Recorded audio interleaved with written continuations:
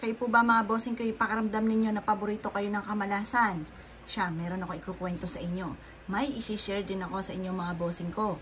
Upang sa ganon, goodbye kamalasan na kayo mga bossing ko. Ito mga bossing ko ang ating luya. Ang luya mga bossing ko yung mabisang pantaboy ng malas. Mentras natutuyo ang luya, mentras po yung mas nagiging maswerte. Kaya mainam, meron kang ganito mga bossing ko, yung luya. Patuyuin nyo po yan. Or kaya, kung fresh yung luya, okay din po yan. Matutuyo din naman po yan. Ang gawin nyo lamang, mga bossing ko, maggupit ka ng buhok ninyo. Yan, maggupit kayo ng buhok.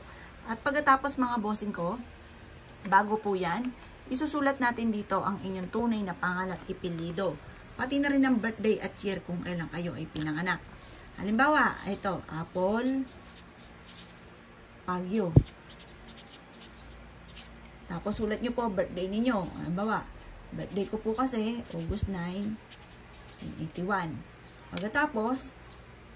Pagtapos po niyan mga bossing ko, pwede nyong ibulong na lang kung ano yung gusto po ninyo. Or kung ayaw nyong ibulong, pwede rin naman na isulat po ninyo.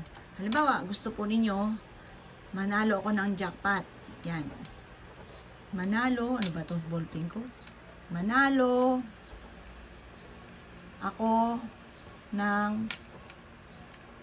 jackpot. Pagkatapos sabihin ang numero. Halimbawa, 4, 3. Alaga ko po kasi ito mga bossing. 10, 28, 19. Yan po mga bossing. Sabihin nyo po dito, positive lamang mananalo ko ng jackpot. Pagkatapos sulat nyo po dito yung matagal na amount nyo ng pinapangarap. 1 billion.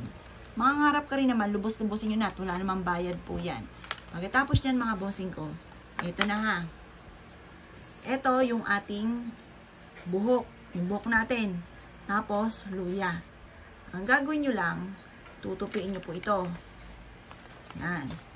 Tutupiin nyo po siya. Tapos, ibulong nyo po mga bossing ko, muli, ibulong nyo kung yung nais po ninyo. Nakaharap ka sa gawing silangan ng mga bandang alas 7 ng umaga. Pagkatapos, ibulong ng mula sa puso, taimtim na panalangin.